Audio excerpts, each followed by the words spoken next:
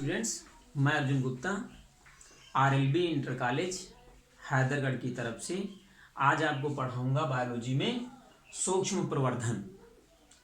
जैसा कि बोर्ड में लिखा हुआ है सूक्ष्म प्रवर्धन, या इसको इंग्लिश में हम कहते हैं माइक्रो प्रोपेगेशन। तो सबसे पहले इस शब्द को हम डिफाइन कर लेते हैं कि आखिर इसके अंतर्गत क्या क्या चीज़ें होती हैं। तो सबसे पहले इसकी हम परिभाषा देख लेते हैं। तो परिभाषा के अंतर्गत क्या लिखा हुआ है इसमें, पौधे की कोशिका ऊतक अथवा किसी अन्य भाग से प्रयोगशाला में कृत्रिम पोषण माध्यम तथा नियंत्रित वातावरण में नए पौधों को विकसित करने की प्रक्रिया सूक्ष्म प्रवर्धन कहलाती है। तो परिभाषा के अंतर्गत यही कहा गया है कि यह प्रक्रिया ओनली लैब में हो सकती है, यानी बाहर इसको हम नहीं कर सकते हैं, और इसके लिए जो है कृत्रिम माध्यम की आवश्यकता होती है, यानी कृत्रिम पोषण माध्यम होगा तभी यह प्रक्रिया संपन्न हो पाएगी। तो इस प्रक्रिया में बहुत सारे चरण होते हैं जिनको हम एक एक करके समझेंगे। तो सबसे पहले हम देखेंगे बोर्ड पे ये प्लांट बना हुआ है, ये प्लांट बना हुआ है, और इस प्लांट की फर्स्ट स्टेप में हम क्या करेंगे, एक सेल को निकालकर एक पेट्री डिश में रख लेते हैं। इस पेट्री डिश में पहले से ही पोषण माध्यम रखा होता है, यानी पोषण माध्यम क्या है, पोषण माध्यम एक लिक्विड फेज में है, और इसमें उस सेल को हम डाल देते हैं। अब जब सेल पोषण माध्यम पाएगी तो इसमें जायज़ की बात है कि इसमें डेवलपमेंट होगा, यानी इसमें जो है ये कोशिका की संख्या बढ़ाएगी।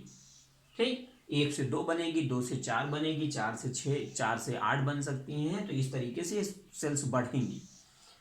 सेकेंड स्टेप में हम देख रहे हैं कि इसमें एक टेस्ट ट्यूब बनी हुई है, और इसमें एक प्लग कॉटन लगा हुआ है, और नीचे लिखा हुआ है कैलस, और सबसे नीचे है न्यूट्रिएंट मीडियम।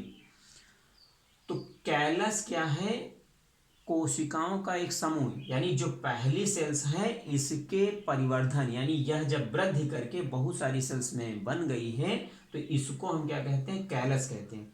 और कैलस में ग्रुप ऑफ कैलस है, लेकिन इन सेल्स में जो है अलग अलग अंगों को निर्माण की क्षमता होती है, तो उसको हम क्या कहते हैं, कैलस कहते हैं। यानी इसको हम इस तरीके से डिफाइन कर सकते हैं कि callus is a group of cells which develops different types parts of plant। अगले स्टेप में जो थर्ड स्टेप है हमारा, थर्ड स्टेप में क्या है, यही कैलस जो है एम्ब्रॉयड स्टेज में बदल जाता है। तो एम्ब्रॉयड स्टेज क्या है इसकी, इसके अंतर्गत जो है ये भ्रूण की संरचना में बदलता है, और भ्रूण क्या है कि ये जो है इससे ज्यादा डेवलप्ड एक संरचना होती है।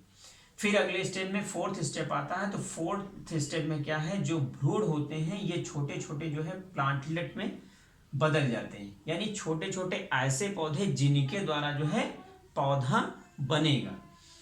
तो इन पौधों में क्या है, छोटी सी नीचे जड़ निकल आती है और ऊपर छोटी छोटी पत्तियां निकल आती हैं, और फिर उसके बाद इन प्लांटलेट्स को हम क्या करते हैं, नर्सरी में ट्रांसफर कर देते हैं, या खेत में जो है ट्रांसफर कर देते हैं, या किसी पॉट में ट्रांसफर कर देते हैं, जिससे एक पौधा डेवलप हो जाता है।